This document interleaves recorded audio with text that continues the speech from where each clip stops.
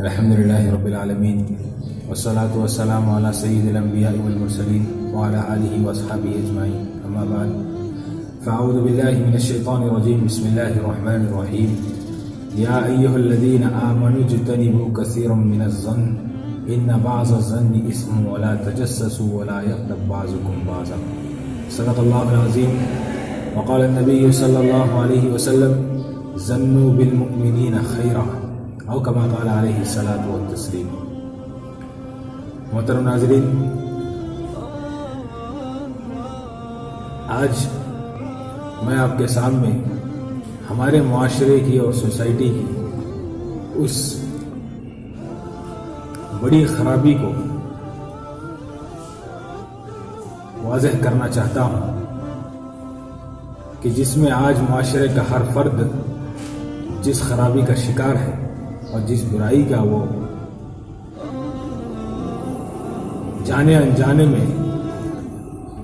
کرنے والا ہے، اور وہ برائی جس برائی کو اللہ کے رسول صلی اللہ علیہ وسلم نے اور قرآن نے تمام گناہوں اور تمام برائیوں کی جڑ بتلایا ہے، وہ برائی غلط فہمی اور بدگمانی ہے۔ قرآن کہتا ہے سورۃ الحجرات کی آیت میں اللہ تبارک و تعالیٰ نے ارشاد فرمایا یا ایھا الذین آمنوا اجتنبوا کثیرا من الظن، کہ ایمان والو تم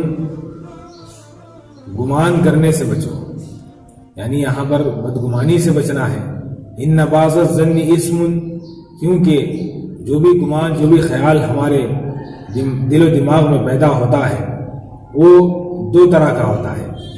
یا تو اچھا ہوگا یا برا ہوگا۔ اگر اچھے خیالات پیدا ہوتے ہیں تو یہ ہمارے لیے مناسب ہے اور بہتر ہے، اور اگر برے خیالات پیدا ہوتے ہیں تو یہ معاشرے کی فساد اور اس کے اندر خرابیاں پیدا کرنے کا ذریعہ بنتے ہیں۔ اس وجہ سے اللہ تبارک و تعالیٰ نے گمان کرنے سے ہی بچایا ہے، اور اللہ کے رسول صلی اللہ علیہ وسلم نے فرمایا ظنوا بالمؤمنین خیرا، کہ ہر مومن مسلمان بندے کے تعلق سے ایک دوسرے مسلمان کو اچھا گمان کرنا چاہیے، کیونکہ تمام معاشرے کی اور گھر گھر کی لڑائی اور فساد اور خرابی کا ذریعہ یہی ایک غلط فہمی اور بدگمانی ہے۔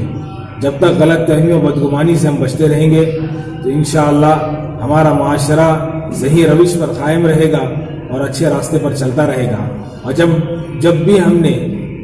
بدگمانی کو اپنے اندر جگہ دی تو اسی وقت سے ہمارے درمیان فساد برپا ہو گئے۔ اللہ رب العزت ہم سب کو توفیق عمل نصیب فرمائے۔